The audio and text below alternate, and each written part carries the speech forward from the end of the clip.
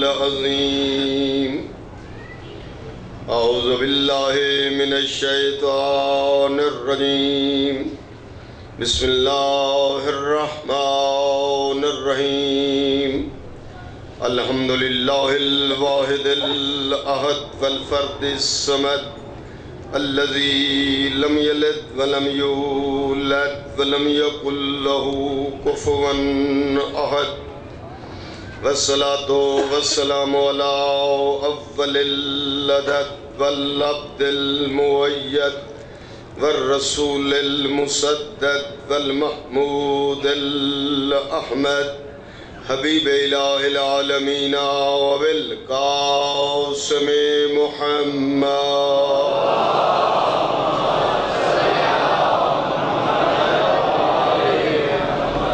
وآلہ الطیبین الطاہرین الغر المیامین المعصومین ولعنۃ اللہ علی اعدائہم من الآن إلى قیام یوم الدین رب اشرح لی صدری ویسر لی امری واحلل عقدۃ من لسانی یفقہوا قولی اما بعد فقد قال اللہ تبارک و تعالی فی کتابہ المجید وفرقانہ الحمید بسم اللہ الرحمن الرحیم وما آتاكم الرسول فخذوه وما نهاكم عنه فانتهوا واتقوا الله إن الله شديد العقاب الصلوات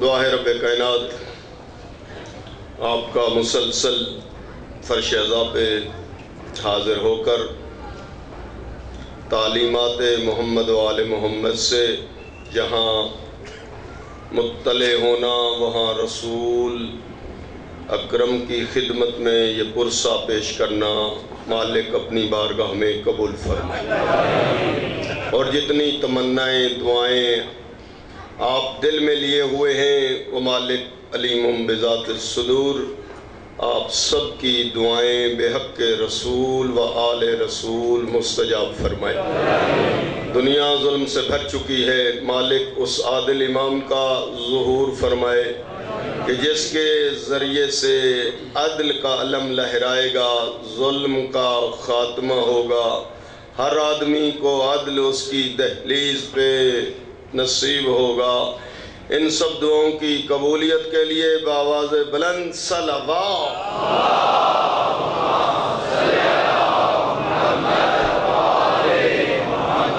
اطاعت رسول کے عنوان سے یہ عشرہ محرم الحرام 1436 کی یہ چھٹی مجلس جاری و ساری ہے جو قرآن مجید سورہ حشر کی آیت 7 کے ذیل میں تفسیر قرآن پیش کی جا رہی ہے جس میں مالک الملک یہ لازم و واجب قرار دے رہا ہے اپنی مخلوق کے لیے جو شخص اللہ کی توحید کا قائل ہے عملی شکل میں تو اس پہ لازم و واجب ہے کہ اللہ کے اس حکم کو پوری توجہ سے لے کہ مالک فرماتا ہے میرا رسول جو کچھ تمہیں دے وہ لے لو جس سے روکے اس سے رک جاؤ پتہ چلے گا کہ رسول جو دیں وہ لینا واجب ہے جس سے روکیں اس سے رکنا واجب ہے بعد از پیغمبر امت مسلمہ کی گمراہی کا اندیشہ تھا کیوں اس لیے کہ سابقہ تجربہ امت موسیٰ اور امت عیسیٰ کا یہی تھا کہ انہوں نے دین بدل دیا اور کتابوں میں بھی تحریف کر دی لہٰذا امامت کا انتظام کیا گیا رسالت ختم ہے لیکن امامت شروع ہے متوجہ کروں کہ 18 ذی الحج ختم نبوت کا دن ہے ختم ہدایت کا دن نہیں ہدایت کی ضرورت تا قیامت رہے گی لہذا ہادی کی ضرورت تا قیامت ہے۔ اللہ رب العزت کا یہ احسان ہے کہ اس نے محتاج ہدایت بعد میں پیدا کیے، ہدایت کرنے والا پہلے بھیجا۔ یہی وجہ ہے کہ یہ ہدایت کے انتظام کے لیے 1,24,000 انبیاء اللہ رب العزت نے بھیجے۔ ان کے کیا اہداف تھے، ان کے کیا اغراض و مقاصد تھے ان کے ارسال کے، یعنی ان کی زندگی کا نصب العین و ماٹو کیا تھا، جس کو قرآن پیش کرتا ہے هو الذی بعث فی الامیین رسولا منہم یتلو علیہم آیاتہ ویزکیہم ویعلمہم الکتاب والحکمہ، کہ رسولوں کی زندگی کا مقصد، بھیجنے کا ہدف یہ تھا کہ جہالت کو مٹایا جائے اور علم کو پھیلایا جائے۔ جہاں تزکیہ نفوس انبیاء کی زندگی کا ہدف، وہاں جہالت کو مٹانا، علم کو پھیلانا، اور بعد از پیغمبر آیا اس سلسلے کی ضرورت نہیں، ضرورت ہے اور ضرورت رہے گی۔ تو پھر اس کے لیے کیا انتظام کیا؟ یہی وجہ ہے کہ کائنات میں پہلا درس شروع ہوا جہالت کے مٹانے کے لیے، علم کے پھیلانے کے لیے، اور نرسری کی کلاس منعقد ہوئی اس دھرتی پر۔ اور جب وہ نرسری کی کلاس منعقد ہوئی، اس کے پڑھانے کے لیے حضرت آدم جیسے استاد معین ہوئے۔ اس سلسلے کو بڑھاتے ہوئے نرسری سے یہ کلاس علم لیتے ہوئے بڑھ گئی آگے پرائمری اسکول کی طرف۔ اب صاف ظاہر ہے، آپ جانتے ہیں کہ نرسری میں تو قاعدے نہیں ہوتے، لیکن پرائمری میں باقاعدہ چھوٹے چھوٹے جزوے قاعدے جو ہیں وہ موجود ہیں۔ لہٰذا صحف بھی دیے، اور اس کلاس کے عروج اور تکامل کے لیے، اس کے مدارج کو بڑھانے کے لیے باقاعدہ قواعد، قاعدے اور چھوٹے رسالے جو ہے وہ نازل ہوئے بنام صحف، اور پڑھانے والا وہ استاد آیا جو حضرت آدم سے علم میں زیادہ۔ پہلے جو استاد تھے نرسری میں وہ صرف نبی تھے، اب جو استاد پرائمری میں آئے وہ نبی بھی ہیں اور رسول بھی ہیں۔ یہ کلاس آگے بڑھی، جہالت مٹ رہی تھی، علم پھیل رہا تھا، کلاس عروج اور تکامل کی طرف بڑھ رہی تھی، اور پھر پرائمری سے یہ کلاس منتقل ہو گئی ہائی سکول کی طرف۔ ہائی سکول کی طرف جیسے یہ کلاس بڑھی تو ہائی سکول میں تو باقاعدہ بکیں ہیں اور کتابیں ہیں، وہاں قاعدے اور صحیفے نہیں، لہذا اس کے لیے باقاعدہ کتابیں نازل ہوئیں، اور پڑھانے والے صاحب کتاب انبیاء بھیجے گئے۔ وہاں پر جہاں تورات نازل ہوئی، پڑھانے والے رسول، اور جہاں پر تورات نازل ہوئی وہاں پر پڑھانے والے حضرت موسیٰ، اور پھر یہ کلاس جو ہے منتقل ہوئی ہائی سکول سے بڑھ کر عروج اور تکامل کی منزلیں طے کرتے ہوئے کالج کی طرف۔ اب جب یہ کالج میں یہ کلاس پہنچی تو استاد بھی وہ چاہیے جو پہلے والے مدارس سے بھی علم میں زیادہ ہو، اس کی اپنی سند، اپنی ڈگری جو ہے وہ پہلے والے استاد سے زیادہ ہو، اور کتاب کا معیار جو اس وقت ٹیچنگ کرنی تھی، تدریس، وہ پہلے والے کورس سے جو ہے اس کا درجہ جو ہے وہ تکامل کی طرف ہو۔ لہٰذا کالج میں جو کلاس تجویز کی گئی اور نصاب اور کورس، تو اس کے لیے کتاب انجیل آئی، پڑھانے والے روح اللہ حضرت عیسیٰ تشریف لائے۔ یہ کلاس روز بروز، قدم بے قدم، گام بے گام آگے بڑھ رہی تھی، اور حضرت عیسیٰ نے تدریس مکمل کی، اور پھر کالج سے یہ کلاس جو ہے شفٹ ہو گئی دانشگاہ کی طرف۔ یونیورسٹی میں جب یہ کلاس منتقل ہوئی، اب یونیورسٹی کا کورس جو ہے پہلے کورسوں سے کامل و اکمل تھا، اور پڑھانے والا جو استاد تھا وہ تمام آدم سے لے کر عیسیٰ تک تمام استادوں سے بھی کامل و اکمل تھا۔ نصاب بھی آخری، پڑھانے والا استاد بھی آخری، اور دانشگاہ، درسگاہ وہ بھی آخری۔ اب جو پڑھانے کے لیے کتاب معین ہوئی یہ کتاب وہ کامل و اکمل کتاب تھی، سابقہ کتابوں کا خلاصہ بھی اسی کے اندر تھا، تورات کا علم بھی اسی کے اندر، زبور کا علم بھی اسی کے اندر، انجیل کا علم بھی اسی کے اندر، قیامت تک کی ضرورتیں جو تھیں، ضروریات انسانیت، وہ سب اسی کتاب کے اندر جم اور اللہ نے نازل فرمایا۔ اور پھر جس استاد کو معین کیا گیا وہ ایسا استاد کامل و اکمل کہ آدم سے لے کر عیسیٰ تک تمام سے افضل، تمام سے عالم تر، تمام سے اکمل تل، تمام سے افضل اور اشرف۔ اب اس استاد نے یہ کلاس یونیورسٹی میں تدریس کی۔ اب جب وہ اس استاد کو واپس بلا لیا گیا، اب کون استاد ہو جو اس سیٹ پہ بیٹھ کر اس کتاب کو تدریس بھی کرے، اس سلیبس کو کامل بھی کرے، آنے والی نسلوں کو اسی طرح پڑھائے جس طرح دانشگاہ کے استاد نے پڑھایا۔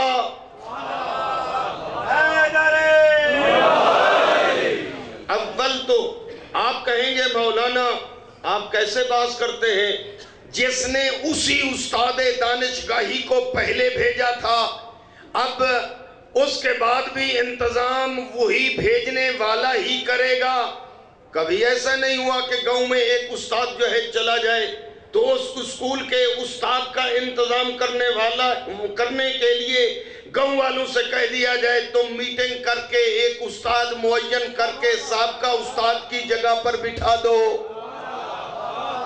مولانا آپ کو کیا فکر ہے؟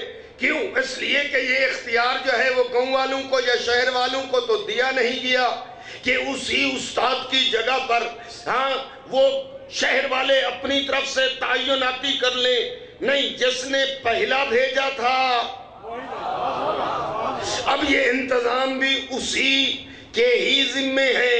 اور پھر وہ کیسا استاد بھیجے گا کہ آیا وہ پڑھانے والے اور پھر پڑھنے والے میں کوئی فرق ہونا چاہیے، یا جیسے پڑھنے والے ہیں پڑھانے والا بھی ویسے ہو؟ آئیں ذرا اس سیٹ پہ، جب دانشگاہ کا آخری استاد اس دنیا سے چلا جائے تو پھر آئے اس سیٹ پہ بیٹھ کر اس نصاب و کورس کو قیامت تک کے لیے کون پڑھائے؟ چلتے ہیں حضرت آدم کی خدمت میں، دق الباب کرتے ہیں، آئے آدم اول بشر، تشریف لے آئیں، کرسی خالی ہے، آ کر تدریس فرما دیں۔ عجب نہیں، جواب دیں میں نرسری کا معلم ہوں اور یہ یونیورسٹی کی کلاس ہے۔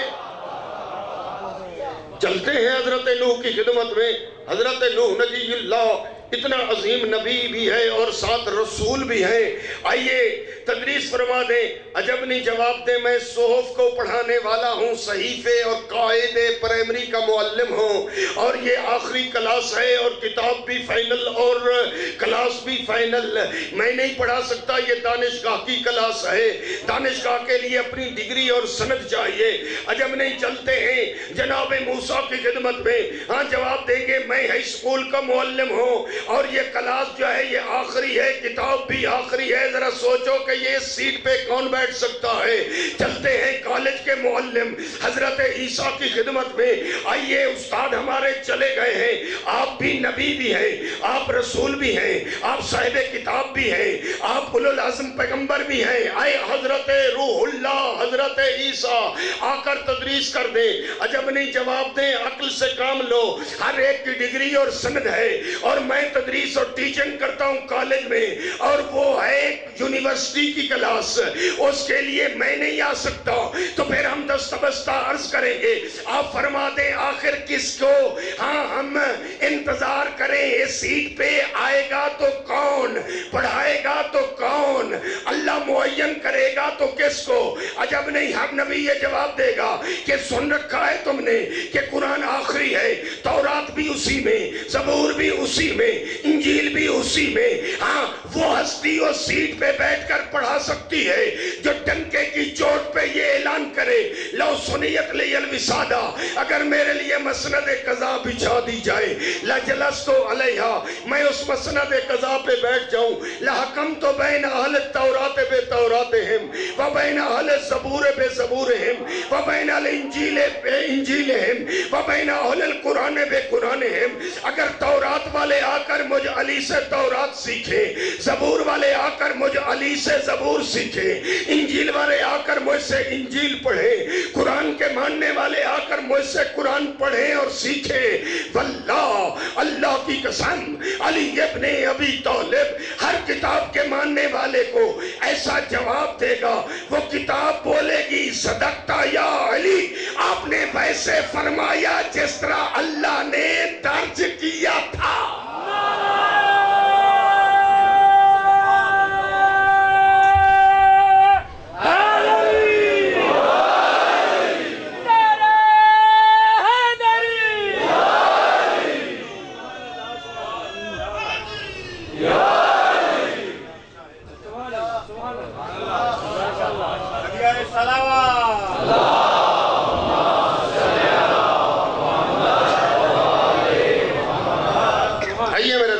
بزرگان گرامی کی موجودگی میں ایک جملہ کہوں کہ یہ سارا اختلاف اس وقت امت رسول میں کیوں ہے؟ یہ اتنے دین کے ایک ایک فقہ میں چار قول ہو گئے ہیں تو کیوں؟ ایک چھوٹا سا مسئلہ ہے، اس مسئلے میں 4 قول ہیں۔ ایک فقیہ کہتا ہے نہیں اس کام کو یوں انجام دیا جائے، دوسرا کہتا ہے نہیں اس کو یوں انجام دیا جائے، تیسرا کہتا ہے اسے یوں انجام دیا جائے، حتیٰ اس حد تک کہے کہ ایک کہتا ہے کہ واجب ہے تو دوسرا کہتا ہے واجب نہیں یہ مستحب ہے۔ حتیٰ ایک مسئلے میں ایک علم رکھنے والا عالم، جاہل نہیں، میں جاہلوں کی بات نہیں کہہ رہا، اہل علم کی بات کر رہا ہوں، کہ اور یہ جتنا فقہ ہیں مختلف، ایک فقہ کا امام کہتا ہے کہ حرام ہے، فقہ کا دوسرا امام کہتا ہے کہ نہیں مکروہ ہے۔ کیوں؟ ایک کہتا ہے کہ واجب ہے، دوسرا کہتا ہے واجب نہیں ہے مباح ہے۔ یہ اتنا اختلاف کیوں ہے؟ میں متوجہ کرنا چاہتا ہوں کہ امت رسول آج اتنے فرقے بن گئے، ہر فرقے کی فقہ جو ہے علیحدہ ہے، ایک قرآن ہے، اس ایک قرآن کے 70 ترجمے ہو گئے ہیں، ہر ترجمہ جو ہے وہ دوسرے ترجمے سے مختلف ہے، ماخذ اور مدرک قرآن ہے، سنت ہے، وہی قرآن اور وہی سنت، قرآن سب کا ایک ہے، نبی سب مسلمانوں کا ایک ہے، لیکن یہ فقہ میں اختلاف کیوں؟ شاید آخر تک متوجہ نہ ہو سکے میرے دوست۔ جب قرآن ایک ہے، اللہ ایک ہے، رسول ایک ہے، پھر نماز کے 4 طریقے کیوں؟ جہاں سے نماز لی گئی ہے وہ مدرک و ماخذ، جہاں سے استنباط کیا گیا ہے احکام شرعیہ کو، وہ قرآن ایک ہے، اور قرآن کی تفسیر وہ حدیث وہ ایک ہے، اسی نبی سے لی گئی ہے قرآن کا مفسر حقیقی، عالم حقیقی، رسول اعظم وہ ایک ہیں۔ پھر یہ مسئلوں میں اختلاف کیوں؟ نہ متوجہ نہ کر سکا۔ میں ایک آیت پڑھ دیتا ہوں، آپ کے حوالے کر دیتا ہوں یہ آیت، ذرا ذہن میں حاضر کریں۔ قرآن کہتا ہے اَتِمُّ الصِّيَامَ إِلَى اللَّيْلِ، روزے کو لے جاؤ لیل تک، تمام کرو روزے کو، مکمل کرو لیل تک۔ اب امت رسول میں روزے کے کھولنے کے متعلق اختلاف کیوں؟ اس طرح سارے مثالیں لے لیں۔ اب میں سارے وہ مدرک قرآن کی آیتیں آپ کے سامنے رکھتا۔ اب وضو میں اختلاف ہے امت مسلمہ کا، میں یہ نہیں کہتا وہ باطل ہے وہ صحیح ہے، نہیں، کیوں؟ اس لیے کہ میں اتحاد بین المسلمین کا داعی ہوں، محبت بانٹنے آیا ہوں اور وحدت کے لیے سب کو بلاتا ہوں، تو اس لیے کہتا ہوں کہ آئیں ذرا دیکھیں، قرآن کریم یہ کہتا ہے اذا قمتم الى الصلاة فاغسلوا وجوهكم وايديكم الى المرافق وامسحوا برؤوسكم وارجلكم الى الكعبين۔ یہ وضو کی آیت ہے، قرآن کی آیت سب کے سامنے ہے، اور اس کا ترجمہ بھی آسان ہے۔ جب تم نماز کے لیے کھڑے ہو جاؤ، فاغسلوا وجوہکم، دھو ڈالو اپنے چہروں کو، واجبات کو بیان کیا، مستحبات کو سنت نے پہلے بیان کر دیا، وہ کلی، وہ ناک میں پانی دینا اور اس سے پہلے ہاتھوں کا دھونا، مستحبات حدیث نے بیان کر دیے۔ واجبات کی منزل آ گئی تو قرآن کہتا ہے فَغْسِلُوا وُجُوهَكُمْ، دھوو اپنے منہ کو، وَأَيْدِيَكُمْ، اپنے بازوؤں کو، إِلَى الْمَرَافِقِ، کوہنیوں سمیت، إِلَى بِمَانَ مَعَ، وِدھ، بما، کوہنیوں کے، وَامْسَحُوا بِرُؤُوسِكُمْ وَأَرْجُلَكُمْ، مسح کرو سر کا اور پاؤں کا۔ لفظی ترجمہ ایسے بنے گا وَامْسَحُوا بِرُؤُوسِكُمْ وَأَرْجُلَكُمْ، مسح کرو سر کا اور پاؤں کا، إِلَى الْكَعْبَيْنِ، اٹھی ہوئی جگہ تک۔ قرآن ہے، اور جب قرآن ہے تو پھر یہ اختلاف کیسا؟ امت مسلمہ ایک پلیٹ فارم پر کیوں نہیں ہے؟ جب امت مسلمہ کا یہ دعویٰ ہے حسبنا کتاب اللہ، ہمیں اللہ کی کتاب قرآن کافی ہے، قرآن کے ہوتے ہوئے پھر یہ اختلاف کیوں؟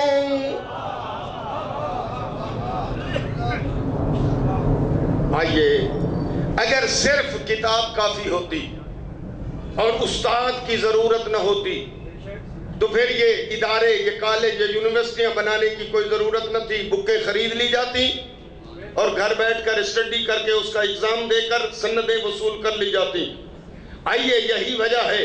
ابھی آپ جملہ مجھ سے پہلے جی ہمارے محترم برادر جناب زاہد صاحب بتا رہے تھے کہ اسی علم کے حوالے سے، اسی گفتگو کے حوالے سے کہ رسول فرماتے ہیں یا علی، قرآن میرے اوپر نازل ہوا، میں نے تفسیر بیان کی اور تجھے تنزیل بیان کرنی ہے۔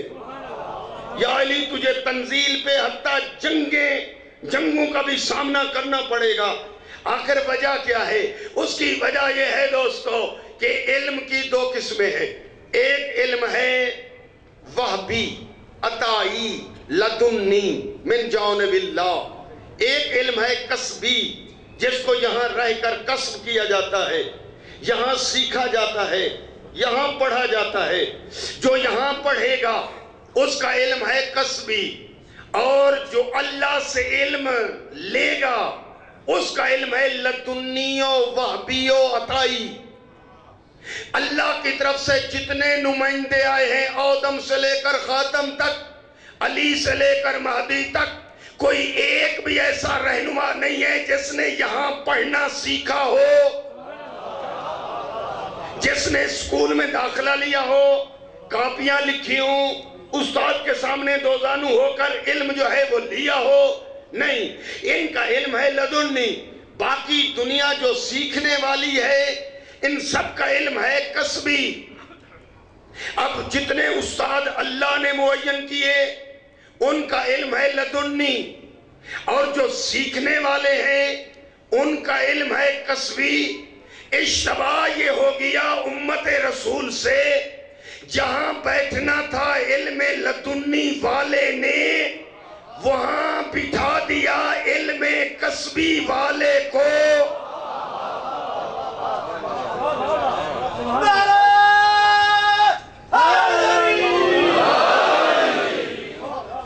علم کسبی رکھنے والا وہ کوئی جاہل نہیں ہے، وہ ان پڑھ نہیں ہے، بالکل احترام اور ادب کو ملحوظ خاطر رکھیں، وہ بھی عالم ہے، بالکل بلا شک و ریب وہ عالم ہے جس نے یہاں علم حاصل کیا، لیکن اس کا علم کسبی ہے۔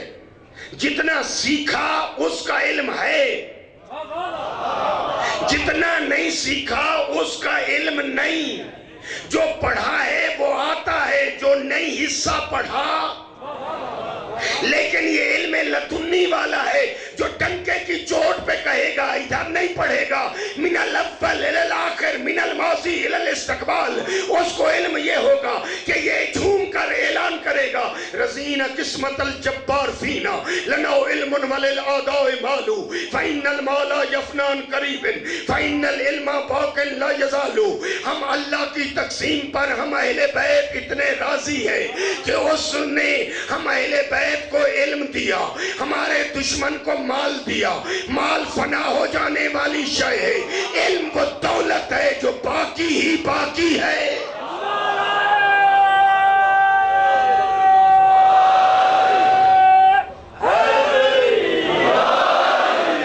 نعرہ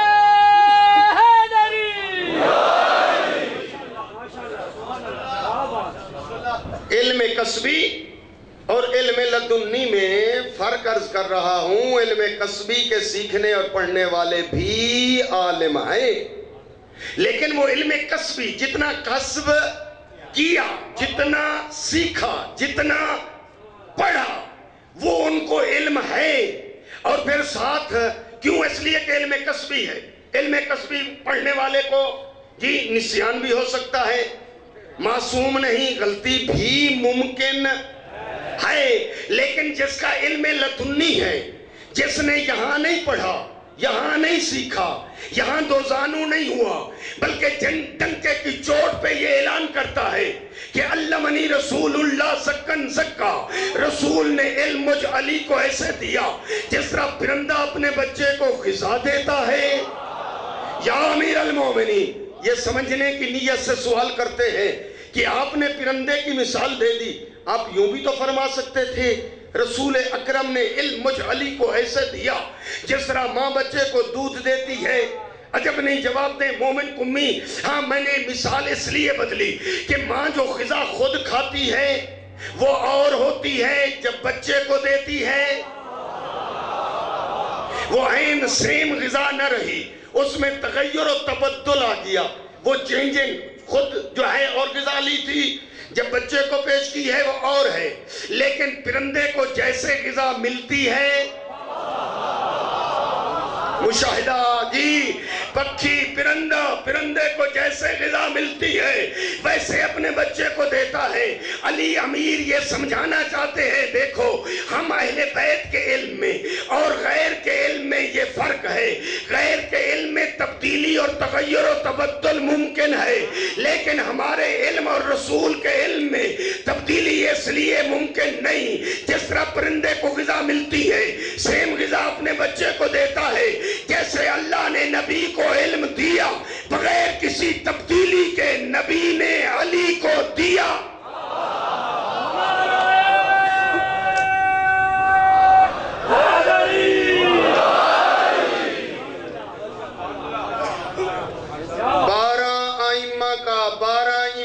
علی سے لے کر امام زمان تک کا علم ہے لدنی، لفظ یاد رہنا چاہیے جوانوں کو، یا دوسرے لفظوں میں آسان تو وحبی، یعنی اللہ نے عنایت کیا۔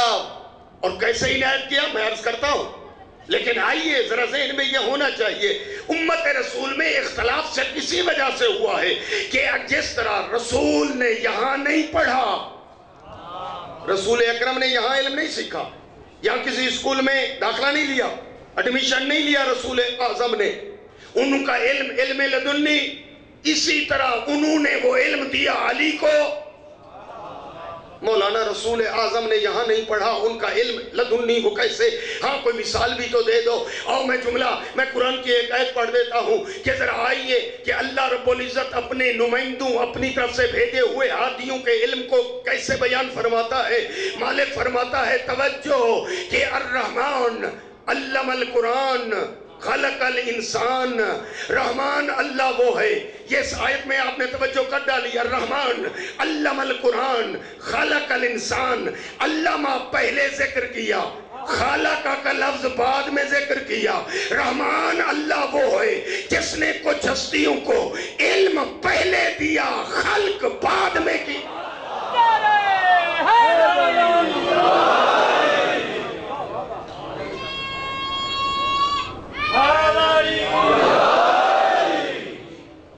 علم لدنی، رسول کا علم لدنی اور رسول کے وسیع 12 اماموں کا علم لدنی، وہ یہاں نہیں پڑھتے، ان کا علم کسبی نہیں، کسبی میں اشتباہ، غلطی ممکن ہے، نسیان پاسیبل ہے، لیکن جو علم لدنی کے مالک ہیں، نہ نسیان، نہ فراموشی، نہ اس میں کوئی غلطی کا امکان۔ اور یہی وجہ ہے سینے پہ ہاتھ لگا کر علی اپنے علم کے متعلق کہتے ہیں کبھی تو رات کی تاریکی میں علیحدہ چلے جاتے اور علیحدہ بیٹھ کر وہ علم کی باتیں سناتے. کسی نے پوچھ لیا یا علی آپ یہ علم ادھر علیحدگی میں رات کے ٹائم بھی بیٹھ کر بیان کرتے ہیں؟ دیکھ کر فرمایا لقد ہا ہونا جمع، علی کے سینے میں علم ٹھاٹھے مار کر بہ رہا ہوئے. اے کاش کوئی اہل ملے علی یہ علم اسے دے. اور یہی وجہ ہے دوستو کہ عبداللہ بن عباس بہت بڑا مفسر قرآن ہے، اس کی تفسیر موجود ہے، مارکیٹ میں دستیاب ہے، تفسیر ابن عباس.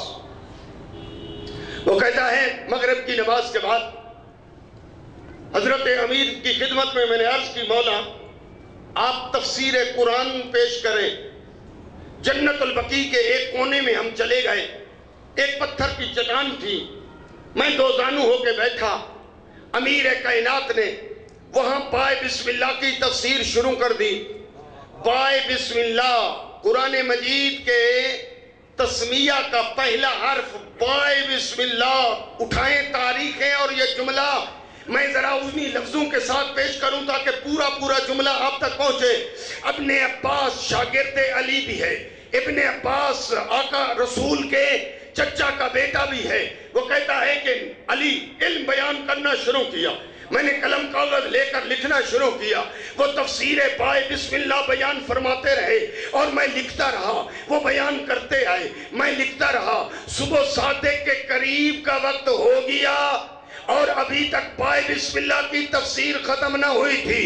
میں نے عرض کیا ابو الحسن امیر المومنین، حسنین کا بابا، دین کا کعبہ، محافظ اسلام، انبیاء کا ناصر، حلال مشکلات، عالم علم لدنی، وارث منبر سلونی، ارشاد تو فرمائے ابھی صبح صادق قریب ہونے والی ہے، ابھی بائے بسم اللہ کی تفسیر کب ختم ہوگی؟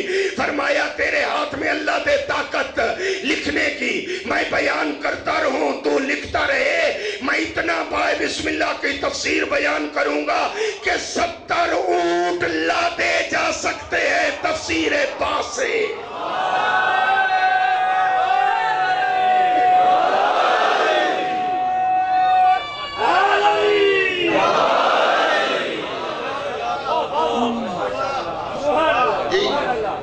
میں متوجہ کرنا چاہتا ہوں اصل میں کیوں یہ ایک پلیٹ فارم نہ رہا، مختلف پلیٹ فارم ایجاد ہوئے تو کیوں؟ اس کی اصل ریزن کیا تھی؟ جی کیوں؟ اس لیے کہ جب توحید ایک، نبی ایک، ماں اور حدیث بھی جو مین مدرک و ماخذ ہے وہ بھی ایک. پھر یہ کیوں ہو گیا دین میں اختلاف؟ حتیٰ قید توحید میں بھی اختلاف، توحید کی صورت کیسے ہے اس میں بھی اختلاف. بعض خدا کے جسم کے قائل، بعض کہتے ہیں خدا کا جسم نہیں خدا کا وجود ہے. جی اور پھر خدا کی کیفیتوں میں اختلاف کہ آیا خدا زمین پہ اترتا ہے یا نہیں اترتا، خدا دیکھا جا سکتا ہے یا نہیں دیکھا جا سکتا، خدا مسکراتا ہے تو جنت اور یہ دنیا روشن ہو جاتی ہے، خدا کی پنڈلی ہے، خدا کے پاؤں میں جوتی ہے، خدا کے بال گھنگرالے ہیں. یہ سارا اختلاف ہوتا توحید جو کہ اول دین ہے، یہاں سے اختلاف ہوا. پھر آگے نبیوں کے بھی وجود میں اختلاف، نبی معصوم ہے یا نبی معصوم نہیں ہے، نبی کا سینہ چاک کیا گیا یا نہیں کیا گیا، نبی جو ہے وہ گناہ کرتا ہے یا استغفر اللہ جی، یا پھر گناہ سے پاک ہے یعنی معصوم ہے، قرآن اس کی عصمت کی گواہی دیتا ہے، نبی کی مکی زندگی مدنی. یہ سارے اختلافات جو ہیں وہ کیوں آ گئے؟ وہ میرے دوستو اس لیے یہ اختلاف آ گئے کہ علم لدنی والوں کو، وہ علم لدنی والے جن کے متعلق نبی نے بار بار یہ کہا تھا کہ یہاں غلطی کا شائبہ نہیں ہے، یہاں پر اشتباہ ممکن ہی نہیں ہے. میں رسول تم سب کو پکڑ کر جس کے حوالے کیے جا رہا ہوں ان میں اشتباہ نہیں ہے. سن لو میں محمد کا اعلان، انا مدینۃ العلم والی بابها من اراد العلم فلیات الباب. میں علم کا شہر ہوں، علی اس کا دروازہ ہے. جو علم رسول لینا چاہے وہ علی کے پاس آئے، علم رسول ملے گا.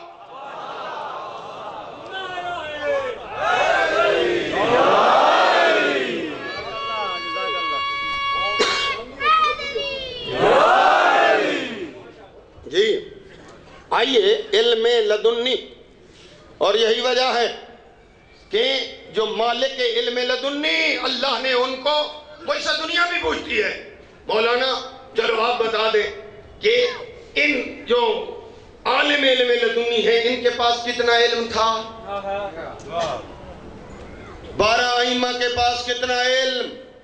آؤ میرے دوستو سوال آ گیا ہے تو جواب عرض کر دیتا ہوں کہ مجھے نہیں علم کہ ان ہستیوں کے پاس کتنا علم ہے، ہاں اتنا جانتا ہوں اگر آپ وزن کریں، قدردان طبقہ موجود ہے میرے سامنے، میں جملے عرض کر دیتا ہوں آپ تول لیں ان جملوں کو، ہاں میں اتنا ضرور جانتا ہوں جو ذات ان ہستیوں کو علم دے رہی تھی وہ ذات بخیل نہیں تھی،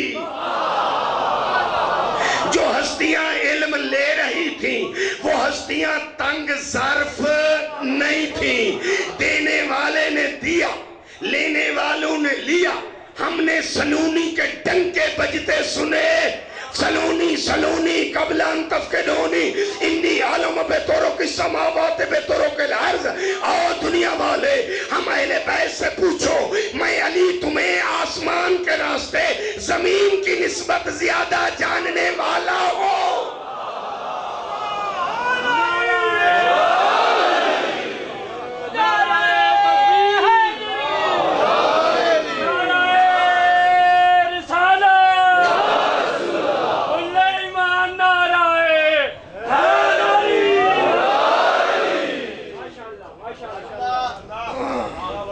اب اگر کوئی سوال ہوتا ہے کہ آپ علم لینے میں صرف معصومین کے پابند کیوں ہیں؟ آپ اپنی فقہ لینے میں آپ لوگ حیدری، جعفری، زیدی، نقوی، بخاری، حسنی، حسینی، یہ صرف علم لینے میں صرف پابند ہو معصومین کے، عقائد لینے میں اصول دین کا چیپٹر کھولنے میں پابند ہو جاتے ہو فقط معصومین کے، فقہ لینے میں ہاں تم پابند ہو جاتے ہو صرف معصومین کے علم تک، کیوں؟ دوستو اس لیے پابند ہو جاتے ہیں دنیا کا علم کسبی ہے اور اماموں کا علم لدنی ہے۔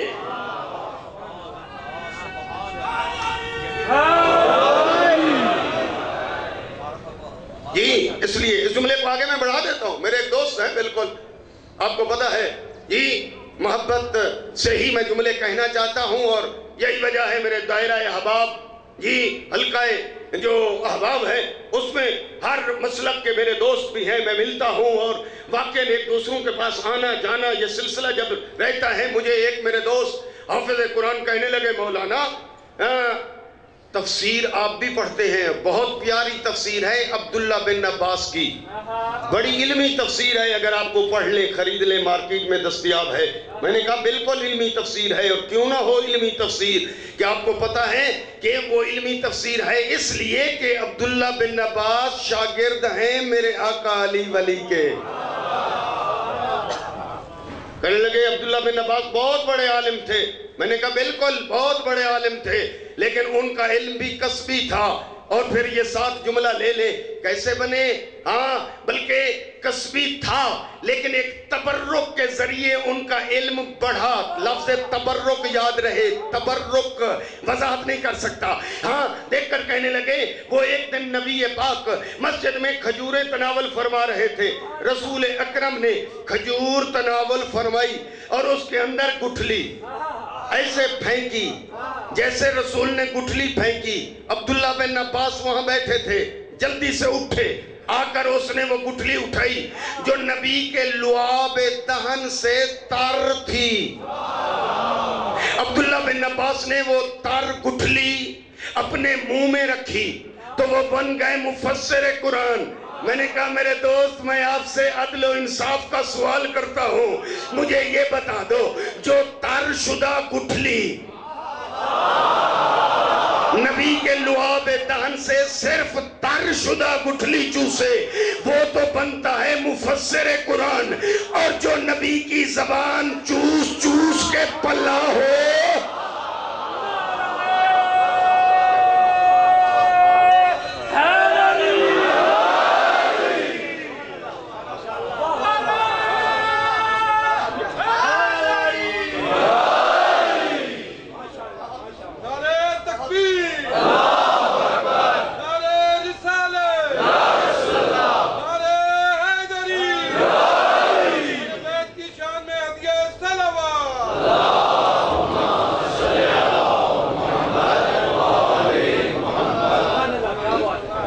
میں نے متوجہ کیا تھا اپنے برادران کو، جی بزرگان تو متوجہ ہیں ہی پہلے سے، ان کا علم کئی بار جو ہے ان کے لیے تو تذکر ہی تذکر ہوتا ہے، اور وہ چیزیں ان کے اذہان عالیہ میں پہلے سے موجود ہیں۔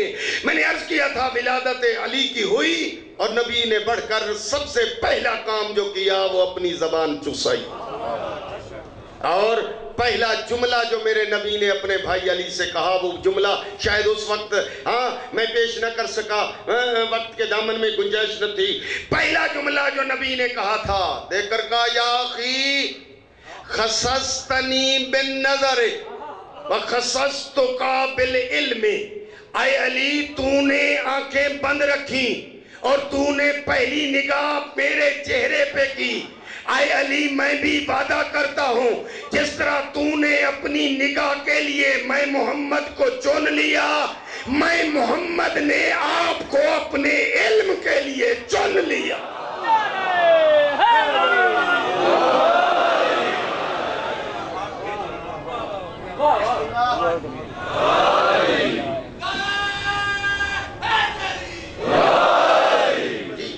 علم لدنی، اے کاش اگر انحصار کیا جاتا صرف اور صرف فقط عالم علم لدنی سے علم لینے پر، تو قرآن کا ترجمہ ایک ہوتا، مختلف نہ ہوتے، جی تفسیریں اس قدر نہ ہوتی مختلف۔ کیوں؟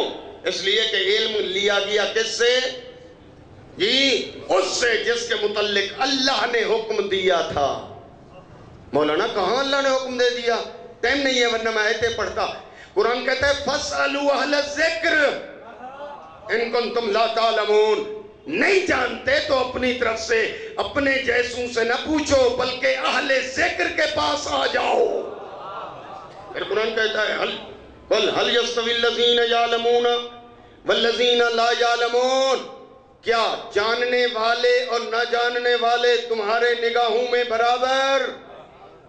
قرآن کی متعدد آیات اس علم کے حوالے سے، اور یہی وجہ ہے کہ علم لدنی، اور علم لدنی کے حوالے سے سن لو، یعنی کسبی نہیں، اور علم لدنی، اور جن کے پاس علم لدنی، نبی نے اپنی امت کو فقط انہی کے سپرد کیا، انہی کے حوالے کیا، اور مختلف طریقوں سے ان کے حوالے کرنے کے لیے مختلف موقعوں پر ارشادات نبویہ جو ہیں وہ کتب کے اندر موجود ہیں۔ نبی کبھی تو دیکھ کر فرماتے ہیں انی تارکن فیکم الثقلین کتاب اللہ و عطرتی اہل بیتی ما ان تمسکتم بہما لن تضلوا بعدی انہما لن یفترقا حتی یردا علی الحوض۔ میں محمد اعلان کرتا ہوں میں جا رہا ہوں اس دنیا سے، سن لو میرے کلمہ گو، میرے پیارے، مجھے رسول برحق ماننے والے، میں تمہارے اندر دو چیزیں چھوڑے جا رہا ہوں، ایک اللہ کی کتاب ہے، ایک اسی کتاب کے پڑھانے والے معلم عطرت اہل بیت ہیں، تمہارے ہاتھ بھی دو ہیں، میری چھوڑی ہوئی چیزیں بھی دو ہیں، ایک ہاتھ قرآن کے دامن میں ہونا چاہیے، ایک ہاتھ عطرت اہل بیت کے دامن میں ہونا چاہیے۔ اگر قرآن اور عطرت کو تم نے دامن ان کا پکڑے رکھا، میں محمد اعلان کرتا ہوں لن تضلوا بعدی، تم کبھی بھی گمراہ نہیں ہوں گے، اور یہ قرآن اور عطرت ایک دوسرے سے کبھی بھی جدا نہیں ہوں گے۔ جہاں قرآن ہوگا وہاں عطرت ہوگی، جہاں عطرت ہوگی وہاں قرآن ہوگا، جو قرآن کہے گا وہ عطرت کہے گی، جو عطرت کہے گی وہی قرآن کہے گا۔ حتیٰ میں رسول یوں اعلان کر کے جا رہا ہوں علی مال قرآن والقرآن مع علی، علی قرآن کے ساتھ ہے، قرآن علی کے ساتھ ہے۔ قرآن سمجھ میں نہ آئے تو علی سے پوچھ لینا، علی سمجھ میں نہ آئے تو قرآن سے پوچھ لینا۔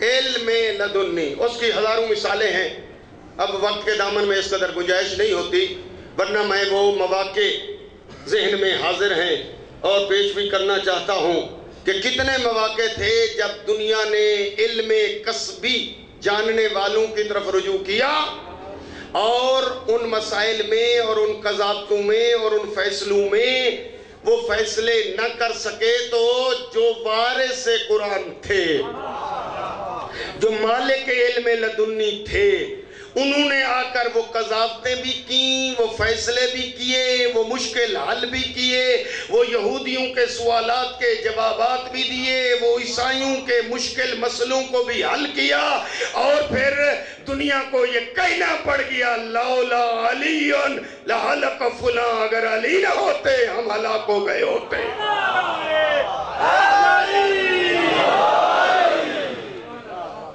علم لدنی، اور یہی وجہ ہے آؤ امیر المومنین سے لے کر آخری امام تک یہ علم ان کے پاس جو ہے وہ علم رسول ہے، اور یہی وجہ ہے میں نے عرض کر دیا آپ کی خدمت میں، اور متوجہ ہو گئے، میں طول و تفصیل نہ دوں، بار بار میں جملہ ریپیٹ کر رہا ہوں کہ رسول نے اپنے بعد اپنے جیسوں کے حوالے کیا، یا دوسرے لفظوں میں یوں عرض کر دوں کہ دیکھیں کہ یہ کیوں آج دنیا پریشان ہے، پریشان اس لیے ہے کہ اور مختلف جملے کہے گئے رسول کے متعلق کہ امی، اور امی کا ترجمہ کیا گیا ان پڑھ۔ یہ ٹائم ہوتا میں اس کی طول و تفصیل بھی عرض کرتا کہ رسول اگر عالم نہیں تو پھر کائنات میں کوئی اور عالم ہے ہی نہیں۔ اگر رسول عالم نہیں، آج ہم دنیا میں یہ دیکھا جاتا ہے کہ کون کتنا عالم ہے، تو اس کے لیے دیکھا جاتا ہے پہلے اس کے شاگردوں کو دیکھو، پھر یہ دیکھا جاتا ہے اس کے استاد کو دیکھو، پھر یہ دیکھا جاتا ہے اس کے شاگرد کی کتابوں کو دیکھو، پھر یہ دیکھا جاتا ہے اس کے استاد کی کتاب کو دیکھو، تاکہ ایک اندازہ ہو جائے کہ اس کے پاس کتنا علم ہے۔ اور میرے دوستو، رسول کتنے بڑے عالم ہیں۔ علی اعلان کرتے ہیں انا عبد من عبید محمد، علی کہتے ہیں میں شاگرد ہوں اور رسول اکرم میرے استاد۔ اس لیے کہنا چاہتا ہوں جس کا شاگرد علی ہو، جی یاد کیا کہ رسول وہ عالم ہیں جس کا شاگرد علی ہے، استاد اللہ ہے۔ شاگرد کی کتاب کا نام نہج البلاغہ ہے، استاد کی کتاب کا نام قرآن ہے۔ آج یہ فضائل جو سارے پورا عشرہ سنو گے، اور علماء پوری دھرتی پہ عالم تشیع میں فضائل علی، فضائل حسین، عزاداری، عظمت، واقعہ کربلا کے اسباب یہ بیان کر رہے ہیں، عظمت اہل بیت کی، فضائل علی کے، قرآن کی آیتیں، دنیا کہتی ہے یہ علی کے فضائل بیان کیے جا رہے ہیں۔ اور دوستو، ہم علی کے فضائل بیان کر کر کے دنیا کو محبت سے یہ سنانا چاہتے ہیں، ارے جس کے شاگرد کے اتنے فضائل ہیں، اس کے استاد کے کتنے فضائل ہوں گے۔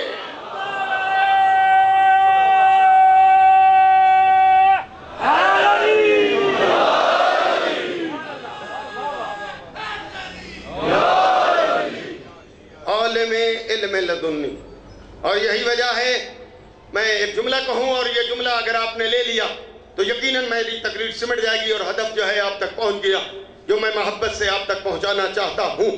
اور وہ جملہ یہ تھا کہ رسول اکرم نے اپنی امت کو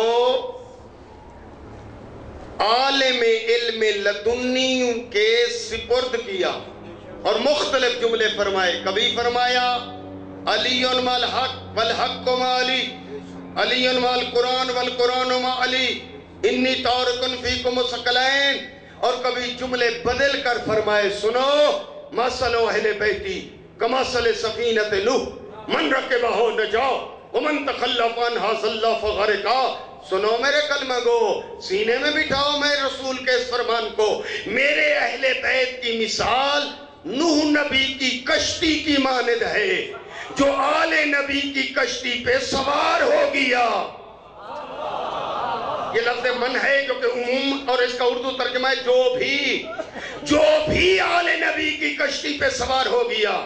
دوستو چپ چاپ ساتھیو، یا تو دو کشتیاں دکھاؤ، ایک اہل بیت کی، ایک غیر اہل بیت کی، اور اگر کشتی ایک ہے تو سب کو اسی پہ سوار ہونا پڑے گا۔ نبی فرماتے ہیں جو بھی اہل بیت کی کشتی پہ سوار ہو گیا، میں مصطفیٰ کہتا ہوں نجا، وہ نجات پا گیا، اور جو اہل بیت کی کشتی سے رہ گیا، رسول فرماتے ہیں ہلاکا، وہ ہلاک بھی ہو گیا، گمراہ بھی ہو گیا۔ فرما دیا کہ نوح نبی کی کشتی پانی میں ڈوبنے سے بچاتی تھی، آل نبی کی کشتی گمراہی سے بچاتی ہے، جنت میں پہنچاتی ہے۔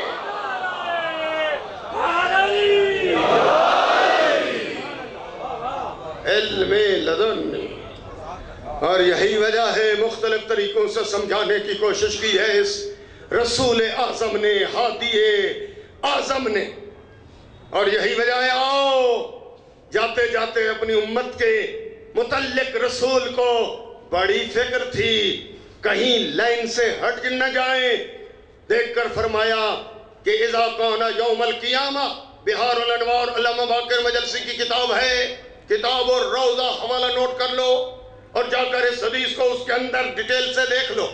ٹائم جہاں نہیں ہوتا میں ایک ساتھ ترجمہ پیش کر کے آگے بڑھ جاؤں گا۔ قال رسول اللہ، نبی فرماتے ہیں اذا کان یوم القیامہ، جب قیامت کا دن ہوگا، خرج من جہنم دابۃ اسمہا جریش، جہنم سے بچھو کی طرح کا ایک جانور نکلے گا، جہنم سے بچھو کی طرح کا یہ ایک جانور نکلے گا، دابہ اسمہا جریش، اس کا نام ہوگا جریش، اس بچھو کا نام ہوگا جریش۔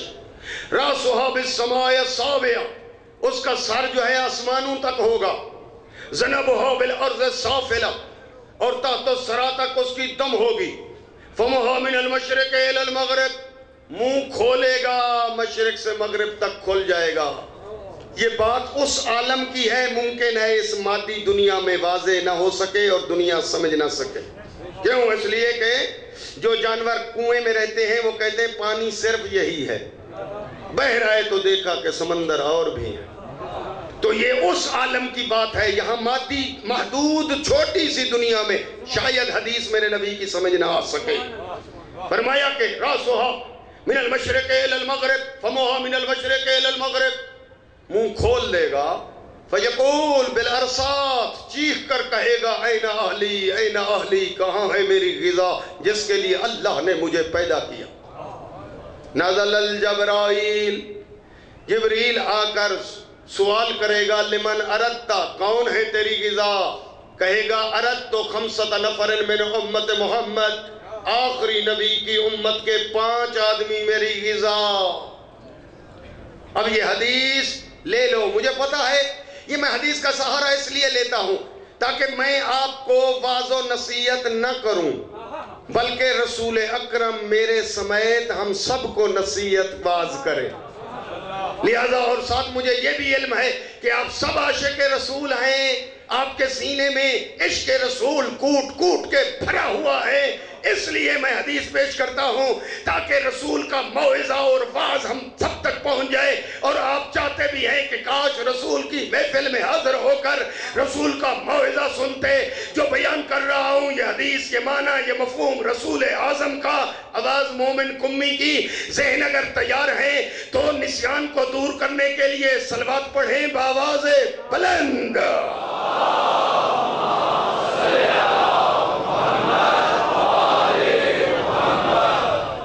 وہ بچھو کہے گا جبریل سے 5 آدمی ہیں میری غذا، میرے غذا۔ الاول تارک الصلاۃ، پہلا وہ شخص میری غذا ہے جو نماز کا تارک۔ الحمدللہ پڑھتا ہوں کہ آپ سب نمازی ہوں گے، پر اگر کوئی ایک آدھ بھولا، کوئی بیمار، کوئی مریض، کوئی غافل، کوئی دنیا میں غرق، وہ ایک آدھ بیدار ہو جائے۔ کیوں؟ اس لیے کہ میں نے جو سمجھا وہ یہی ہے کہ آپ کا نماز کے ٹائم سے پہلے جلسے کا ختم کرنا اس مطلب کی دلیل ہے کہ ہر ایک متمنی ہے مولانا جلسے کو اختتام کے قریب لے جائیں تاکہ ہم مسجد میں پہنچ سکیں۔ خوش نصیب ہیں آپ، لیکن پھر بھی اگر کوئی بھولے بھالے، کوئی ایک آدھ نادان غافل، تو وہ بیدار ہو جائے۔ اور مجھے یقین ہے کہ ہماری مستورات بھی، ہمارے یہ آخر تک یہ مجمع بھی یقیناً نمازی ہے۔ کیا ہے دلیل میرے پاس؟ میرے پاس دلیل یہ ہے کہ کیسے ہو سکتا ہے کہ ہمارے جوانوں اور قوم و ملت کو شمر کا خنجر تو یاد ہو اور حسین کا سجدہ بھول گیا ہو ہی نہیں سکتا.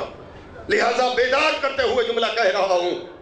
وہ بچھو کہے گا پہلا شخص جو میری غذا ہے الاول تارک الصلاۃ، نماز نہ پڑھنے والا. الثانی مانع الزکات، زکات نہ دینے والا. یہ گفتگو ہو چکی اب تک موجود. تیسرا شخص جہنم کے بچھو کی غذا آکل الربا، سود کھانے والا. اور چوتھا شخص شارب الخمر، شراب پینے والا. میں اپنی جگہ پر مطمئن ہوں. کیوں؟ اس لیے کہ ہمارے مومنین شرابی سے دور بھی ہوتے ہیں، اور جب یہ ذکر سنتے ہیں امام مظلوم کا، کوفے کا دربار، شام کا دربار، شراب اور یزید کا تذکرہ، تو شرابیوں پہ کرتے ہیں لعنت. تو پتہ چلتا ہے شراب سے تشیع کو نفرت ہے. نبی نے فرمایا 5 آدمی اس جہنم کے بچھو کی غذا. الاول تارک الصلاۃ، نماز کا نہ پڑھنے والا. الثانی مانع الزکات، زکات کا نہ دینے والا. الثالث شارب الخمر، شراب پینے والا. الرابع، چوتھا آکل الربا، سود کھانے والا. 5واں شخص آکل والدین، والدین کی نافرمانی کرنے والا. اب وقت کے دامن میں گنجائش ہوتی میں قرآن کی آیت پڑھتا اور وہ تفسیر پیش کرتا جو والدین کی عظمت کے متعلق قرآن نے پیش کی. جوانوں، چاہتے ہو کہ جنت، تو والدین کی خدمت. متوجہ ہو جاؤ، خوش نصیب ہیں وہ جن کو اپنے والدین کی خدمت کا موقع ملا. اور پھر ساتھ یہ جملہ بھی کہہ دوں میرے رسول کا. فرمایا انا و علی قال رسول اللہ. نبی فرماتے ہیں انا و علی ابوا هذه الامہ، میں محمد اور علی اس امت کے باپ ہیں. کتنا امت نے اپنے باپ کا کہنا مانا؟ اتنا کہنا مانا کہ اولاد رسول سے مدینہ چھڑا دیا. اتنا کہنا مانا، اولاد رسول کو ذبح کر دیا. اور یہی وجہ ہے کہ آپ دیکھیں پوری دنیا میں سادات کی قبریں بکھری ہوئی ہیں. عراق جاؤ زیارتوں پہ، ایران جاؤ، دیکھتے ہو امام موسیٰ کاظم کی اولاد. کوئی شہزادہ وہاں دفن ہے، کوئی امام زادہ وہاں دفن ہے. قبر کے ساتھ قبر نہیں ہے، دین اسلام کی بقا کے لیے. اور یہی وجہ ہے کہ دیکھو میں نے کل عرض کیا تھا سفیر امام جناب مسلم کی شہادت، اور آج عرض کرتا ہوں اسی سفیر امام جناب مسلم کے 2 یتیم. ایک کا نام محمد ہے اور دوسرے کا نام ابراہیم ہے. ایک کا سن 5 سال ہے، دوسرے کا سن 7 سال ہے. بابا کے ساتھ آئے تھے کوفے. تاریخ یہ کہتی ہے جب مسلم قتل ہو گئے، قاضی شرح کے پاس تھے یہ دونوں شہزادے، اور وصیت کی تھی انہیں مدینے پہنچانا. قاضی شرح نے وصیت پہ عمل نہ کیا. شہزادوں سے کہا شہر کے بہر چلے جاؤ، یہ مدینے کا راستہ ہے، اسی راستے پہ قافلے جاتے رہتے ہیں، اور یہ قافلہ جا رہا ہوگا اس ٹائم، اور ان کے ساتھ مدینے چلے جاؤ. شہزادے اس جگہ چلے آئے، لیکن قافلہ جا چکا تھا. اب رات کا ٹائم تھا، پردیس. کم سن شہزادے کبھی دائیں جاتے ہیں کبھی بائیں. ساری رات کوفے کی گلیوں میں، نہ مدینے کا راستہ ملا، نہ واپس قاضی شرح تک آ سکے. ابن زیاد کے سپاہیوں نے ان یتیموں کو گرفتار کر لیا. اور چھوٹی اولاد والے بیٹھے ہو، مجھے معاف کرنا، میں نے تاریخ میں یہ جملے پڑھے کہ ان شہزادوں کے ہاتھ باندھے اور گھوڑوں پہ وہ سپاہی سوار تھے، اور ان بچوں سے کہتے ہیں تم گھوڑوں کے آگے دوڑو. شہزادے دوڑتے ہیں پھر گر پڑتے ہیں. پھر دوڑتے ہیں، پھر اٹھتے ہیں، پھر گر جاتے ہیں۔ چھوٹا بھائی بڑے سے کہتا ہے بھائیا میرے پاؤں زخمی ہو رہے ہیں، بھائیا میں دوڑ نہیں سکتا، ظالم اوپر سے مجھے مارتا ہے۔ ابن زیاد نے حکم دیا زندان میں ڈال دیا جائے۔ 1 سال مکمل شہزادے زندان میں رہے۔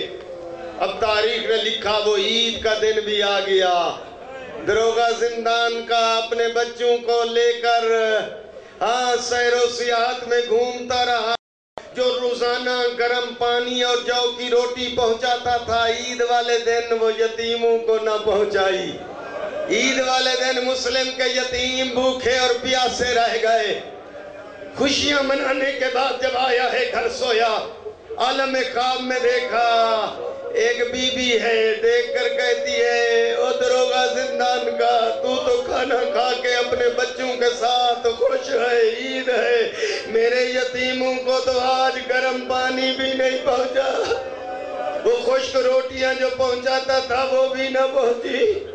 جلدی سے اٹھا، پانی اور وہ روٹیاں لے کر پہنچا ہے، لیکن کیا دیکھا، آج بڑا شہزادہ زندان کی سلاخیں پکڑ کر کھڑا دیکھ رہا ہے۔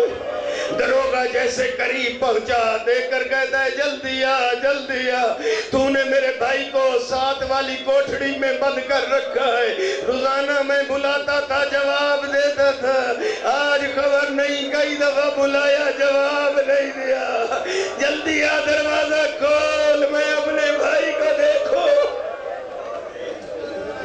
اور چھوٹی اولاد والا سادات کے یتیم بچوں کو دیکھ، دین ایسے نہیں بچا، کلمہ ایسے نہیں پہنچا، یہاں حسین، یہاں اولاد رسول لگ گئی۔ عزادارو کہتا میں نے دروازہ کھولا، دیکھا یتیم مٹی پہ پڑا ہے، بھائی نے بڑھ کر بھائی کا سر اٹھایا، اور بھائیا ذرا میرے ساتھ بول، آج عید کا دن ہے، آج تو ماں انتظار میں ہوگی، آج تو بہنوں نے عید نہ کی ہوگی، آنکھیں بند ہیں، ہاتھ دراز کیے، کہا ماں اس وقت آئی ہو جب ہماری مٹی پہ سو کے چہرے بھی زخمی ہو گئے۔ تعارف کرایا ہے دروگا زندان کو، اتعرف محمدن، ہاں جانتا ہوں، اتعرف علیین، جانتا ہوں، اتعرف مسلمہ، ہم اسی مسلم کے یتیم ہیں۔ اس نے دروازہ کھول دیا، کہا رات کا ٹائم ہے، چلے جاؤ، یہ راستہ مدینے کو جاتا ہے۔ عزادارو یتیم ساری رات چلتے رہے پر مدینے کی راہ نہ ملی۔ تاریخ کہتی ہے تقدیر لے آئی ہے حارث کے گھر۔ حارث کے گھر کے باہر چشمہ تھا پانی کا، ڈرے ہوئے کو جتنا یتیم تھے، رات کو سفر کرتے، دن کو درخت کے اوپر بیٹھ جاتے۔ حارث کی کنیز پانی لینے جو آئی، کیا دیکھا، پانی میں تصویریں، اوپر دیکھا 2 چھوٹے یتیم بیٹھے ہیں، دیکھ کر کہتی ہے میں سمجھ گئی ہوں تم سید زادے ہو، رل گئی ہے دنیا میں تو سادات، لیکن مجھے بتاؤ تمہاری ماں نے عید کیسے کی ہوگی، تمہاری بہنوں کی کیا حالت ہوگی، میری مالکن مومنہ ہے، نیچے اتراؤ، لے چلتی ہوں مومنہ کے پاس۔ لے آئی ہے اپنے گھر، مومنہ نے کھانا دیا، بستر بچھایا، دیکھ کر کہتے ہیں نہیں ہمیں مصلی بچھا دے۔ عزادارو رات کا ٹائم، شہزادے سوئے ہوئے، حارث آیا ڈھلی رات کو، زوجہ نے کھانا پیش کیا، کہاں گیا تھا، دیر ہو گئی، کہا مسلم کے یتیم زندان سے چلے گئے، سارا دن ڈھونڈتا رہا، میرا گھوڑا بھی مر گیا سفر میں، اور میں ان کو تلاش کرتا ہوں تاکہ ابن زیاد سے انعام لے سکوں۔ کہا ظالم آل رسول پر رحم کھا، تجھے رسول کی شفاعت کی ضرورت نہیں ہے۔ دیکھ کر کہتا ہے ایسی باتیں نہ کر، سنی ہوئی ہے میں نے سب۔ اتنے میں عالم خواب میں شہزادوں نے دیکھا رسول اکرم آئے ہیں، ساتھ مسلم ہے، کہتے ہیں مسلم تو چلا آیا اپنے بچوں کو دشمنوں میں چھوڑ کر، جیسے بابا کو دیکھا بابا بابا کر کے اٹھ بیٹھے ہیں خواب سے، عالم خواب سے اٹھے، رونے کی آواز ظالم حارث نے سنی، مارتا ہوا شہزادوں کے سر پہ ہاتھ پہنچا، مجھے معاف کرنا میں کیسے پڑھوں؟ ظالم نے شہزادوں کے بالوں میں کچھ یوں ہاتھ ڈالا، جیسے ہاتھ اوپر کرتا گیا شہزادوں کے پاؤں زمین سے اکڑتے گئے۔ اے ظالم نے کوئی اتنا ظلم کیا، شہزادوں کے منہ سے خون جاری ہو گیا، تماچے مارتا رہا، بلاخر ستون کے ساتھ ظالم نے یتیموں کو باندھ دیا۔ ساری رات بندھے رہے یتیم، صبح ہوئی، اس نے اپنے بیٹے کو کہا لے جاؤ فرات کے کنارے قتل کر دو، بیٹے نے کہنا نہیں مانا، نوکر سے کہا، اس نے بھی کہنا نہیں مانا، اس کو قتل کر دیا۔ خود آگے بڑھا، تلوار لی، شہزادوں کو رسی میں باندھا، اللہ آپ کو لے جائے عراق زیارات کے لیے، مسیب ان یتیموں کی قبریں ہیں، اس روزے کے اندر ایک تصویر لگی ہوئی ہے، شہزادوں کے گلوں میں رسی ہے، اس وقت شہزادوں کے ہاتھ بندھے ہوئے ہیں، حارث کی تلوار بلند ہے، ظالم پہنچا ہے دریاؤ کے کنارے، کہتا ہے امامیں اتارو، قمیضیں اتارو، تلوار بلند کر دو۔ کہتے ہیں ظالم تمہیں انعام کی لالچ ہے، ابن زیاد کے پاس لے چل، جو وہ تمہیں انعام دے گا، یا حکم کہے وہ کرنا۔ کہتا ہے نہیں میں تو سر لے جاؤں گا، کہا پھر ہمیں بازار میں بیچ دے، ابن زیاد کے انعام سے زیادہ قیمت وصول ہو جائے گی۔ نہیں مانا، دے کر کہا ہمیں مدینے پہنچا دے، ہمارے ماموں حسین ابن زیاد کے انعام سے زیادہ تجھے انعام دیں گے، پر ظالم نے کہنا نہیں مانا، ہاں دے کر کہا اچھا پھر ہمیں 2 رکعت نماز پڑھنے دے۔ یتیم ہے، موت دیکھ رہے ہیں، نماز یاد ہے، اور نماز پڑھ کے کہتے ہیں یا حکم الحاکمین، مالک ظالم اور ہمارے درمیان جلدی فیصلہ کرنا کریم۔ عہدیدار و شہزادوں نے نماز ختم کی، ظالم تلوار لے کے آگے بڑھا، شہادت پڑھنی ہے مجھے معاف کرنا 2 جملے، بڑے شہزادے کی طرف بڑھتا ہے، چھوٹا کہتا ہے پہلے مجھے قتل کر، چھوٹے کی طرف بڑھتا ہے، بڑا کہتا ہے پہلے مجھے قتل کر۔ اس نے چھوٹے کو قتل کیا، لاش پانی میں ڈالی، بڑے شہزادے کی طرف بڑھا، دیکھ کر کہا بھیا پانی پہ رک جا، اکٹھے آئے تھے پھر اکٹھے چلیں گے، پانی پہ لاش رک گئی۔ اس نے دوسرے یتیم کو بھی قتل کیا، لاشیں ایسے مل گئی جس طرح کتاب کے 2 ورق مل جاتے ہیں۔ سر لے کے ابن زیاد کے پاس پہنچا، انعام کے گھر سے ابن زیاد جتنا بڑا ظالم تھا، جیسے شہزادوں کے زخم رخساروں پہ دیکھے، ایک دفعہ اٹھا بھی اور بیٹھا بھی، دیکھ کر کہا یہ زخم رخساروں پہ کیسے ہے؟ کہا مٹی پہ سوتے رہے، مٹی کے زخم ہے، شہید زندہ ہوتے ہیں، کٹے ہوئے گلے سے آواز ہے، یہ تماچے مارتا رہا، یہ گھر میں باندھ کے ظلم کرتا رہا، بس عہدیدارو اس نے حکم دیا کوئی آئے جو اس کو قتل کر دے۔ ایک مومن اٹھا، شہزادوں کی دعا قبول ہو چکی تھی، اس کو فنار و سکر کر دیا۔ عزادارو لاشیں تیرتی ہوئی پہنچی ہیں ایک ہاری کے کھیت کے پاس، ہاری کہتا ہے میں نے دیکھا کہ ایک کالے برقے والی بیوی ہے جو پانی کے اوپر لاشیں پکڑنا چاہتی ہے۔ وہ کسان کہتا ہے بی بی تو کون ہے؟ کہا میں محمد کی بیٹی زہرا ہوں، یہ میرے یتیم ہیں، ان کو دفن کر دے، قیامت کے دن شفاعت کرے گا میرا بابا۔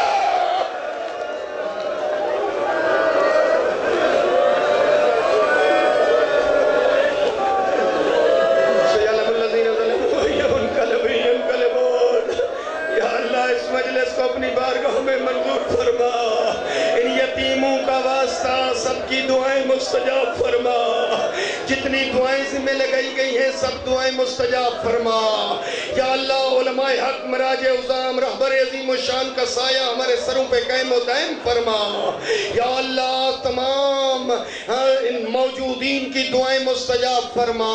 میرے اللہ زائرین کی عزاداروں کی حفاظت فرما، اسلام و مسلمین کو ترقی عنایت فرما، ملک میں امن قائم فرما۔ میرے اللہ یہ دعائیں ذمہ لگائی گئی ہیں، یہ سب دعائیں قبول فرما۔ مولانا صاحب کاظم علی کی نوکری کے لیے اور اس طرح مکیلہ رباب، کامران شاہ، ریحان باقر، سمانہ خیزران، یا اللہ ان سب دعاؤں کو مستجاب فرما۔